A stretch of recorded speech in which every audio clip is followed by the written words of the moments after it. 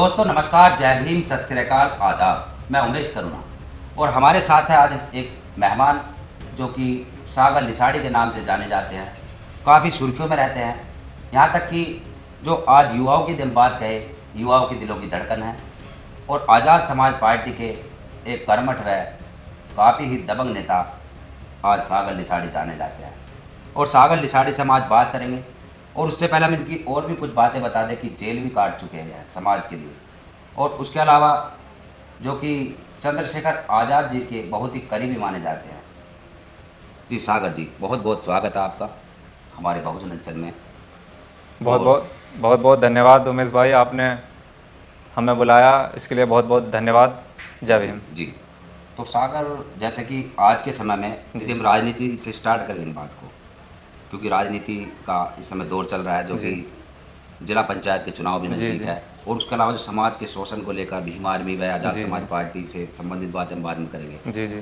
तो हाल फिलहाल में जो आज राजनीति चल रही है जी जी। आज़ाद समाज पार्टी की, अभी हाल फिलहाल में शायद 21 मई को एक रैली हुई थी मामाना में। जी जी। उसमें भी आपने काफ़ी मेहनत की, काफ़ी वहाँ पर भीड़ जुटाने का काम किया। अभी हाल फिलहाल में अभी 2 दिन से सरगर्मी देखी जा रही है, जी जी। जिसमें कि सांसद चंद्रशेखर आज़ाद जी के ऊपर आरोप भी लगाए गए, जी जी। और उन्होंने यहाँ तक कि चैलेंज दिया है कि जो सेमीफाइनल होता है जी। वह जिला पंचायत चुनाव से ही पता चल जाएगा 2027 के लिए। जी। मेंढक, कुएं का मेंढक, बरसाती मेंढक, इस तरीके के आरोप लगाए गए। हालांकि दोनों ही पार्टी अपने समाज की है। जी जी। और इसको देखते हुए क्या लग रहा है आपको?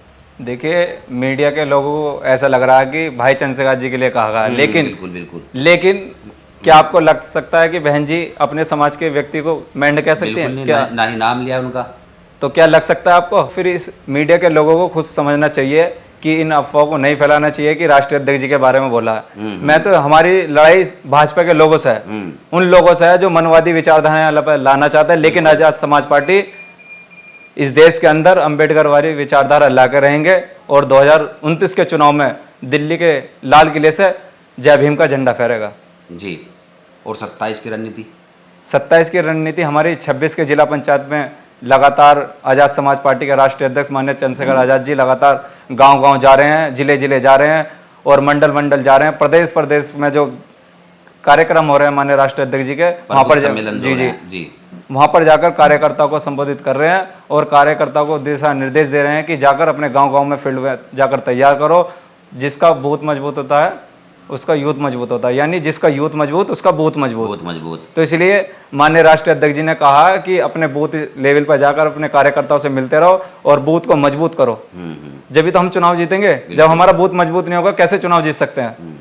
अब हम यहाँ बैठे हैं, क्या कमरे में से बैठ के कोई चुनाव जीत जाएगा? क्या एसी के कमरे से बैठ के कोई चुनाव जीत जाएगा? बिल्कुल नहीं जीतने। तो हमें फील्ड में उतरना पड़ेगा।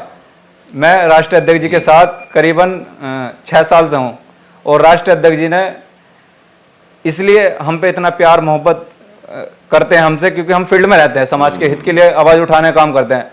चाहे उसमें अभी आपने बताया कि मल्लिया ने वहाँ पर गरीब परिवारों को वहाँ पर ठेलियाँ थी वो हटा दी थी, तो हम वहाँ पर जो उनकी ठेली थी वहाँ पर लगवाने का काम करा।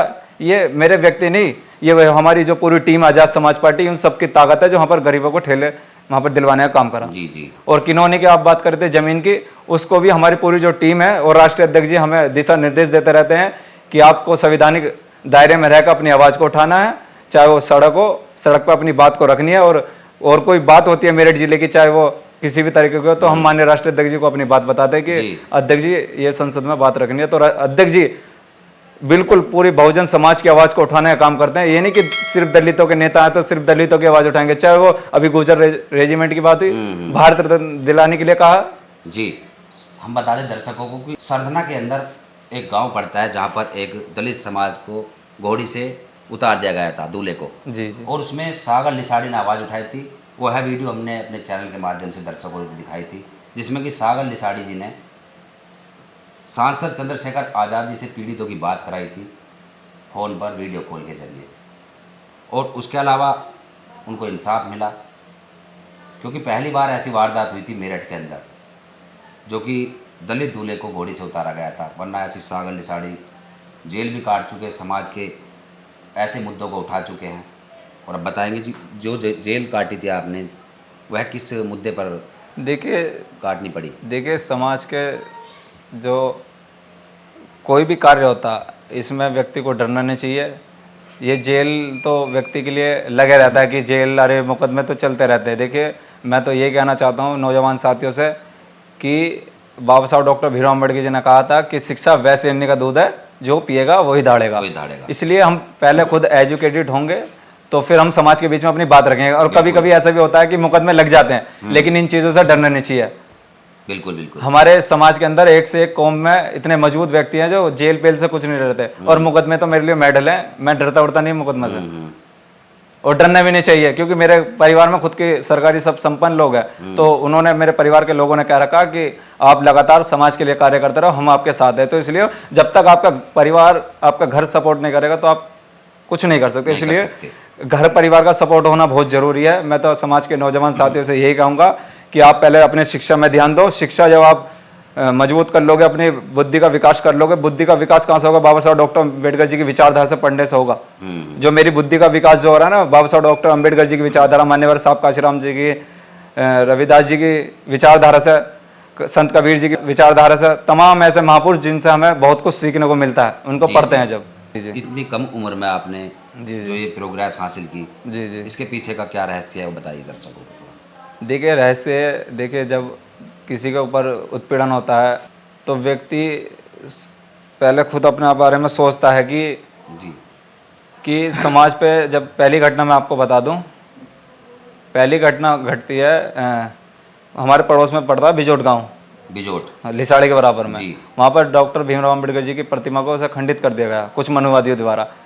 तो मेरी महज 18 साल की उम्र थी, तो मुझे पता लगा, और हमारे साथी थे, मैं NS कॉलेज का स्टूडेंट रहा था, BA फर्स्ट ईयर का उस समय स्टूडेंट था। तो हमें जानकारी मिली कि ऐसे बात होगी।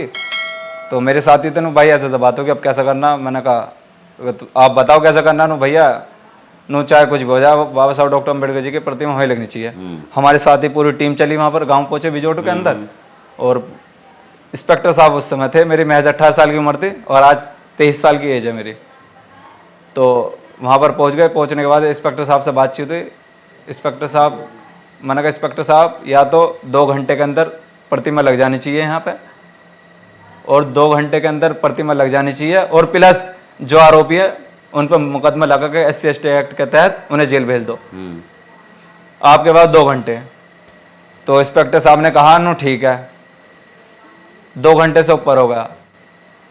होने के बाद में जैसे शाम हुई, सुबह हम पहुंचे थे, शाम तक इंस्पेक्टर साहब को मैंने फोन कर दिया था। मैंने कहा इंस्पेक्टर साहब 2 घंटे आपके पूरे हो गया, अब हम पहुंच रहे हैं गाँव के अंदर, अब हम लगाएंगे। समाज के लोग इतने मजबूत है, अपने पैसों से अम्बेडकर जी की प्रतिमा लगा सकते हैं, और जो भी आरोपी हैं उनका इलाज कर देंगे, खाल में घुस भर देंगे जी, क्योंकि हम संवैधानिक मर्यादा को मानने वाले लोग हैं। जब आपको हमने समय दे दिया तो समय पर करना चाहिए था। हम कह रहे 5 आरोपी एक साथ नहीं पकड़े जा रहे, 2 तो पकड़ो, 3 पकड़ो, 4 पकड़ो, लेकिन पकड़ो तो सही। लेकिन ये जो भाजपा की सरकार है, इनका जो सह है अम्बेडकरवादी विचारधारा को कमजोर करना है। लेकिन जब तक हम जैसे नौजवान साथी अम्बेडकरवादी विचारधारा घर घर तक नहीं पहुंचा देंगे, जब तक हम लोग चैन से नहीं बैठेंगे। इसलिए उस दिन हमने वहाँ पर बाबा साहब डॉक्टर अम्बेडकर जी की उसी रात को रात अम्बेडकर जी की प्रतिमा को लगाने का काम करवाया पूरी टीम के साथ, और प्लस उन आरोपियों को अगले दिन ही गिरफ्तार करवा के जेल भिजवाने का काम करा जी। तो उस दिन के बाद हमने सोचा, जब हमें लगा कि आए दिन ऐसी ऐसी घटना घट रही है, उसके बाद अभी आपने एक जिक्र अभी यही बताया कि वहाँ पे दलितों की बारात रोक दी। हाँ, हमारे जैसा नौजवान साथी अगर किसी की बारात रोक जाए, कितना अपमान की बात है। बिल्कुल, बिल्कुल। जैसे हमें इस घटना के बारे में पता लगा, हमारी टीम वहाँ पर पहुंची तुरंत के तुरंत, आप तो वहीं पे थे, बिल्कुल, तुरंत वहाँ पर राष्ट्रीय अध्यक्ष जी से बात भी कराई। तो इसलिए मैं अपने नौजवान साथियों से कहना चाहूँगा, जब आप लोगों को पता है कि आजाद समाज पार्टी आपके दुख दर्द में हर समय खड़ी है, चाहे रात के 12 बजे फोन करोगे तो 12 बजे पहुंचते हैं। आपको पता होगा, आप तो न्यूज के माध्यम से आप देखते हुए रहते हो कि भीम आर्मी कार्यकर्ता रात के अगर 2 बजे कोई फोन कर देगा, तुरंत वहां पहुंचने का काम करेगा। तो वहां पर हम लोग पहुंचने का काम करा हमने, और तुरंत आरोपियों को अगले दिन ही जेल भिजवाने का काम करा। आपको पता है बिल्कुल जी जी। तो इसलिए हम निस्वार्थ भाव से बहुजन समाज के लिए लगातार कार्य करते रहेंगे, चाहे हमें जेल जाना पड़े, चाहे कितने मुकदमे लग जाए, लेकिन हम पीछे नहीं हटेंगे। और इस देश के अंदर भीम आर्मी और आजाद समाज पार्टी अम्बेडकरवादी विचारधारा लाके रहेंगे पूरी मजबूती के साथ, एक एक कार्यकर्ता लाके रहेगा।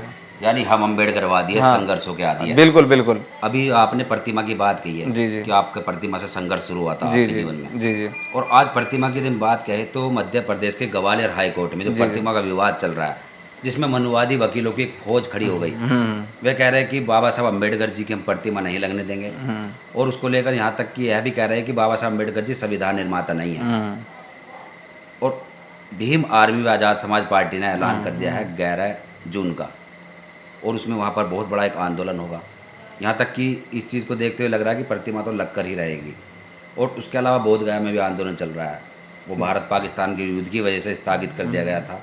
वहाँ एक बड़ा आंदोलन की डेट फिक्स कर दी गई थी, जी। विनय रतन जी पहुँचे भी थे वहाँ। तो अभी जो ग्वालियर हाई कोर्ट में एक बड़ा आंदोलन 11 जून को होगा, जी उसके संबंध में क्या कहेंगे आप, देखिए क्योंकि हम पहुँच रहे हैं वहाँ पर। देखिए 11 तारीख में माननीय राष्ट्रीय अध्यक्ष एडवोकेट चंद्रशेखर जी वहाँ पर पहुँच रहे हैं, जी। और राष्ट्रीय अध्यक्ष जी जब वहाँ पर पहुँचेंगे हम्म, इन मनुवादियों का इलाज हो जाएगा, आप देख लेना। और प्रतिमा वहाँ पर लग के रहेगी। किसी मनुवादी की इतनी औकात नहीं कि वहाँ पर प्रतिमा हटवा देंगे या कुछ कर देंगे, और उन वकीलों का भी इलाज होगा जो वहाँ पर अम्बेडकरवादी विचारधारा के खिलाफ है, उन लोगों का भी इलाज होगा। और राष्ट्रीय अध्यक्ष जी जब वहाँ पहुँचेंगे तो अपना आप ऑटोमेटिक खुद ब खुद लग जाएगी। और आपको जानकारी भी है रखी राष्ट्रीय अध्यक्ष जी का क्या सिस्टम है। हाँ, अभी उन्होंने हाल फिलहाल में करीबन 3-4 दिन पहले जो हमारे CJI है उनको भी एक ज्ञापन दिया है, जी जी लेटर दिया है अपना, हाँ, जी जी लेटर पैड पर, वो वायरल हुआ था जी जी जी गवाई साहब को, जी जी कि वहाँ पर जो है एक बड़ा आंदोलन होगा यदि जी। प्रतिमा नहीं लगेगी। जी, यानी जी। उन्होंने पूरी तैयारी कर चुके हैं जी मजबूती के साथ। तो अब 11 जून को देखेंगे क्या उसका मतलब परिणाम निकलेगा। परिणाम अम्बेडकरवादियों के पक्ष में आएगा 11 जून को, जब क्योंकि वहाँ राष्ट्रीय अध्यक्ष जी जा रहे हैं, और राष्ट्रीय अध्यक्ष जी किसी बात को कह देते हैं पीछे नहीं हटते। जी। अगर कह दी तो होगा तो होगा, तो वहाँ अम्बेडकर जी की प्रतिमा लगेगी तो लगेगी, और उन वकीलों का भी इलाज होगा जो अम्बेडकरवादी विचारधारा के खिलाफ है ना, हाँ, उनका भी इलाज होगा 11 तारीख में, और ये संवैधानिक दायरे में रह के इलाज होगा। जी। और दूसरी तरफ बिहार में जो बोधगया आंदोलन चल रहा जी, है, जी। बनते विनय आचार्य जी जी जो उसको लीड कर रहे थे, वह इस समय जेल में है। जी जी उनके ऊपर भी हालांकि रासुका लगा दी गई है, जी जी जेल में है इस वक्त वह है। जी, उसको जी। लेकर भी आवाज़ उठाई जा रही है कि उनको जी जी हमारी विरासत को आज़ाद करें, जी। विरासत मुक्त करें। उस पर जो एक कब्जा किया हुआ है ब्राह्मणों ने सदियों से, जी जी करीबन 200-150 वर्ष हो गए, जी जी तो उसको लेकर क्या कहेंगे आप। देखिए बोधगया के लिए माननीय राष्ट्रीय अध्यक्ष जी लगातार वहाँ पर जा रहे हैं, और भारत पाकिस्तान के युद्ध की वजह से जो आंदोलन चल रहा था वो रोक दिया गया था, क्योंकि भारत पाकिस्तान का युद्ध था। अब उसमें दोबारा से माननीय राष्ट्रीय अध्यक्ष विनय रतन जी उसे देखेंगे, और उसके बाद में फिर खुद माननीय एडवोकेट चंद्रशेखर जी वहाँ पर जी। पहुँचेंगे, और भीम आर्मी आज़ाद समाज पार्टी के कार्यकर्ता वहाँ पर पहले से लगातार लगे हुए हैं। क्योंकि तथागत गौतम बुद्ध जी की जो विचारधारा है एक सबको समानता का प्रतीक है, कोई भेदभाव नहीं सिखाती, सबको समानता का प्रतीक देती है। बिल्कुल बिल्कुल। जैसा आसमान का रंग नीला है जो सम्मान है, ऐसी बाबा साहब डॉक्टर अम्बेडकर जी की विचारधारा है, बिल्कुल सम्मान, कोई छुआछात नहीं, कोई गैर बराबरी नहीं, सबको सम्मान अधिकार, जी। जैसा भारतीय संविधान देता है। जो आज वकील विरोध कर रहे हैं ना, बाबा साहब डॉक्टर अम्बेडकर जी की प्रतिमा न लगने का विरोध कर रहे हैं, ये ताकत भारतीय संविधान की वजह से, तो विरोध ये जो विरोध कर पा रहे हैं ना, ये भी संविधान की बदौलत है। बिल्कुल। इनकी इतनी औकात नहीं है, इन लोगों की इतनी औकात नहीं है कि जितना बोल रहे हैं कि यहाँ पर प्रतिमा नहीं लगन देंगे, और लग के रहेगी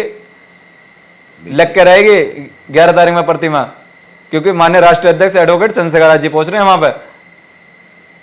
और करीबन वहाँ ये समझ लीजिए कि बहुत बड़ा आंदोलन होगा, एक देशव्यापी मुद्दा बन जी, गया जी। है, और इस चीज़ से पूरे देश के अंदर एक माहौल ऐसा बन रहा है कि देश के अंदर डॉक्टर बाबा साहब अम्बेडकर जी की विचारधारा जैसे फल फूल रही है, उसी प्रकार वह आने वाले समय में हर घर पहुँचेगी। और मनुवादियों को भी स्वीकार करना होगा कि डॉक्टर बाबा साहब अम्बेडकर जी के बिना इस देश के अंदर कुछ भी नहीं है। आपने जिक्र करा था जिला पंचायत का, देखिए जिला पंचायत के चुनाव 2026 में होंगे जहाँ तक की उम्मीद है, तो उसमें हमारे जो पार्टी की टीम है पूरी मेरठ ज़िले की, उसमें लगातार गांव-गांव अभी ईद के बाद में गांव-गांव जाकर प्रचार करेगी, और पार्टी के जो भी प्रत्याशी होंगे, क्योंकि जो भी मेहनती प्रत्याशी होगा उसके लिए मेहनत करेंगे, दिन रात एक कर देंगे। और आज आपके बीच में यहाँ बैठ के जा रहा हूँ, करीबन हमारे 8 से 10 जिला पंचायत प्रत्याशी जीतेंगे, मैं आपको ऑन रिकॉर्ड करके जा रहा हूँ आपके कैमरे में। इतनी मेहनत करेंगे इस बार हम मेरठ जिले के अंदर, क्योंकि अब तो एक वो भी मिल चुका है चैलेंज जी जी जो ये आरोप प्रत्यारोप लगे जी, हैं, जी, इस जी। चीज़ को देखते हुए डबल मेहनत और भी करनी बिल्कुल पड़ेगी। बिल्कुल 2021 के जिला पंचायत के चुनाव में करीबन हमारे 3 सीटें ऐसी रही, कहीं हम 150 वोटों से हार गए, कहीं 200 वोटों से हार गए, लेकिन इस बार 8 से 10 सीट जीतेंगे और अपने खुद के बलबूते पे जीतेंगे। और ये ताकत कहाँ से मिल रही है मुझे बोलने की, ये जो मेरे साथी यहाँ भाई बैठे हैं ना, ये इनकी बदौलत मिल रही है, क्योंकि ये मेहनत करते हैं फील्ड में जाकर, अपना जो भी अपने करीब अपने जो भी इन पर धन होता है वो आधा अपना धन इन्वेस्ट समाज के मूवमेंट मिशन मूवमेंट के लिए करते हैं और आधा धन अपने पढ़ाई लिखाई के लिए करते हैं। क्योंकि मैं अपने नौजवान साथियों से ये कहता हूँ कि पहले अपने शिक्षा पे ध्यान दो, फिर उसके बाद आप जब शिक्षित हो जाओगे तो ऑटोमेटिक समाज भी के बारे में आप अपना बताने चालू कर दोगे। बिल्कुल। तो अब जो जिला पंचायत के चुनाव हो रहे हैं, इसमें आप भी कहीं से तैयारी कर रहे हैं नहीं चुनाव लड़ने की? नहीं मैं कोई चुनाव की तैयारी विधानसभा का चुनाव लड़ोगे? नहीं वो तो अभी कोई चुनाव की तैयारी नहीं है। जो राष्ट्रीय अध्यक्ष जी ने मुझे ड्यूटी लगा देंगे कार्यकर्ता बना के कि सागर तुझे इस जिला पंचायत में चुनाव की तैयारी करानी पार्टी के प्रत्याशी को, मैं उसी पर कार्य करूंगा जो जिला अध्यक्ष जी कहते हैं मेरठ के। तो सागर जी की लास्ट सवाल है इस समय, जो कि अक्सर हमारे जहन में रहता है जी, क्योंकि हम समाज की बात करते हैं, समाज को एकजुट करने की बात करते हैं, बहुजन महापुरुषों का सपना पूरा करने की बात करते हैं जी। वहीं दूसरी तरफ बहुजन समाज पार्टी जी और एक आज़ाद समाज पार्टी, जी दोनों को देखकर ऐसा लगता है कि फ़ायदा मनुवादी ही उठा लेंगे इसका, यानी बीजेपी ही फ़ायदा उठाएगी। जी जी क्योंकि जब जो वोटर है वह वोटर कोई बाहर से तो आएंगे नहीं, वह वोटर जो बस बहुजन समाज पार्टी के साथ है वही इधर कन्वर्ट हुए, और जब दोनों कुछ इधर बटेंगे तो फ़ायदा बीजेपी उठाएगी। और कुछ लोगों की ये भी मांग रही है शुरू से कि दोनों एक हो जाए, एक साथ आए, और एक हट्टी जो एक मुट्ठी की ताकत होती है उसका कुछ और ही परिणाम होता है। जी जी और जब बिखर जाते हैं तो उसका जो है कोई भी पीट देता है।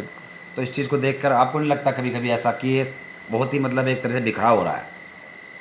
अच्छा, आपने बात रखी बिखराव की। हाँ। अभी चुनाव हुए थे अभी नगर निगम के हो गए थे, मेयर के। हाँ मेयर के हाँ 24 में हुए थे, 23 में हो गए हाँ थे। ठीक है, उसमें चुनाव हुए मेयर के। तो उसमें हमारा वार्ड पड़ता है वार्ड 8 लिसाड़ी, तो वहाँ पर आज़ाद समाज पार्टी का कैंडिडेट था, बीएसपी का भी था और अन्य पार्टी के कैंडिडेट भी थे।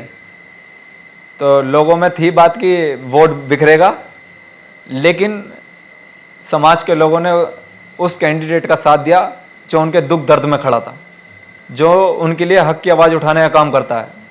सपोज करो आज आपके साथ कोई घटना घट जाए, चाहे मैं किसी भी पार्टी में हूँ, अगर मैं आपके साथ वहाँ पर दुख दर्द में खड़ा हूँ तो आप भी, अगर मैं 10 दिन बाद आपके पास जाऊँ ना, उमेश भाई हमारा कोई ऐसे प्रत्याशी उठ रहा चुनाव के अंदर, तो आप क्या वोट के देख लेना, तो आप भी सोचोगे नहीं ये व्यक्ति मेरे साथ दुख दर्द में खड़ा था, तो आपके मन में भी आएगा कि ये व्यक्ति हमारे साथ दुख दर्द में खड़ा था, तो आपके मन में भी आएगा कि नहीं ये हमारा भाई है, इसको वोट देना चाहिए क्योंकि ये दुख दर्द में खड़ा था। ना आप जाति देखोगे, ना आप ना धर्म देखोगे। तो इसलिए आजाद समाज पार्टी और भीम आर्मी जब भी कहीं समाज पे जुल्म जाती होती है तुरंत वहां पर पहुंचने का काम करती है, जो ना तो वोटों की राजनीति करती, न ही धर्म की राजनीति करती, न ही जाति की राजनीति करती, सबको समानता के प्रति करती। क्योंकि अभी मैंने आपको बताया कि गुर्जर रेजिमेंट की आवाज को उठाने का काम बड़े भाई चंद्रशेखर जी ने करा संसद के अंदर। तो इसलिए वार्ड 8 के अंदर सभी जाति व धर्मों के लोगों ने वोट करा आजाद समाज पार्टी को, और करीबन 300 प्लस वोटों से आजाद समाज पार्टी का कैंडिडेट जीता, क्योंकि हम उनके दुख दर्द में खड़े रहे। तो आज समाज जान चुका है कि कौन अपना है कौन पराया है, कि मैं हालात देखकर किसी का साथ नहीं छोड़ता। बड़े भाई चंद्रशेखर जी ने वफादारी सिखाई है, गद्दारी नहीं। इसलिए समाज के नौजवान साथियों ने उन्हें पता लग गया है कि हमारा वफादार कौन है, और एक्स वाइज आप जानते हो कौन रहा। तो इसलिए इतना ही कहना चाहूंगा कि नौजवान साथियों, इस समय भविष्य आजाद समाज पार्टी के साथ है आप लोगों का, क्योंकि अगर आप लोग आजाद समाज पार्टी को ताकत दोगे तो इन मनुवादी सरकार को उखाड़ कर फेंक देंगे हम 2027 के अंदर।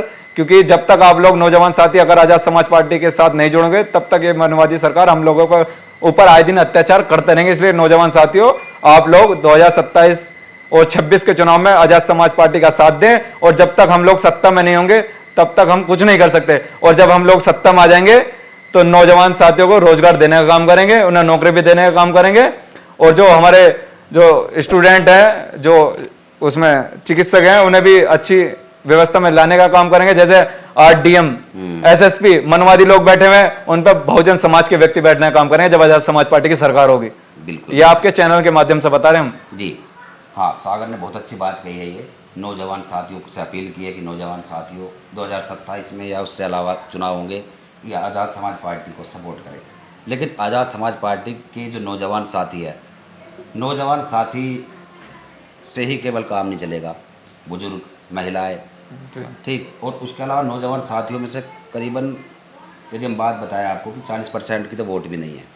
हम देखते हैं अक्सर, जैसे ये भाई बैठे हुए हैं, कुछ ये बैठे हुए हैं, इनमें से सबकी वोट है, वोट है, भाई की ना हो, वोट है, सबकी है 19 है। लेकिन कुछ जगह ऐसा देखा हमने कि वोट भी नहीं है। ठीक? अच्छा।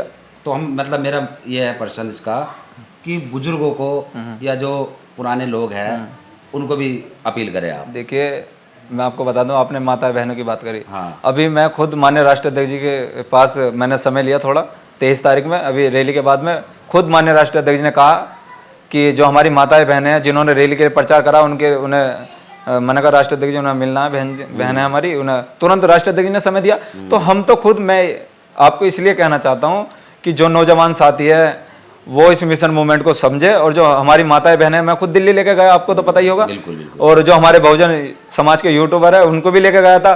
तो इसलिए हम सभी जो हमारी माताएं बहनें हैं उनको भी हम आगे बढ़ाने का काम कर रहे हैं, और जो हमारे बहुजन समाज के यूट्यूबर है उनको भी आगे ले जाने का काम कर रहे हैं। बिल्कुल, बहुत अच्छा। देखिए, सबसे पहले मैं आपको बता दें दर्शकों को कि हम किसी पार्टी के अंधभक्त नहीं हैं, और ना ही हम किसी पार्टी के लिए कार्य करते हैं। जो हमें अच्छा लगता है हम उस पर बात करते हैं। सागर लिसाड़ी की बातों से हम सहमत हैं, जिन बातों से सहमत हैं उनको हम एक्सेप्ट करेंगे, जिन बातों से हम सहमत नहीं हैं उनको हम एक्सेप्ट नहीं एक बात करेंगे। और दूसरी बात, सागर जी ने बताया कि अभी यह कुछ युवतियों को, समाज की कुछ बच्चियों को लेकर गए थे चंद्रशेखर आज़ाद जी सांसद जी के पास, उनको बहुत अच्छा स्वागत हुआ, तारीफ के लायक है। वह हमने भी देखा कि जहाँ पर जिसको सम्मान मिलता है वह लोग वहाँ जाते हैं। सागर जी कहते हैं कि यूट्यूबरों को भी सम्मान दिलाते हैं।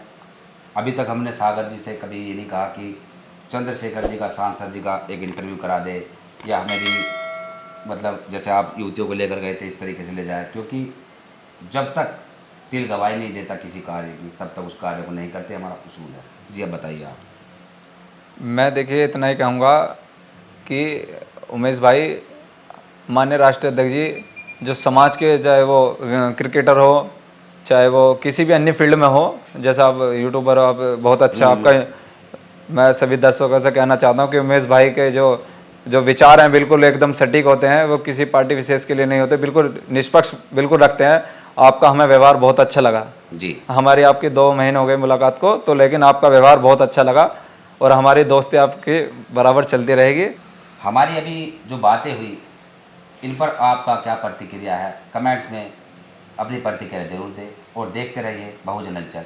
फिर मिलेंगे एक ऐसी चर्चा के साथ, तब तक के लिए जय भीम, जय भारत, जय श्री राम, जय विज्ञान, धन्यवाद।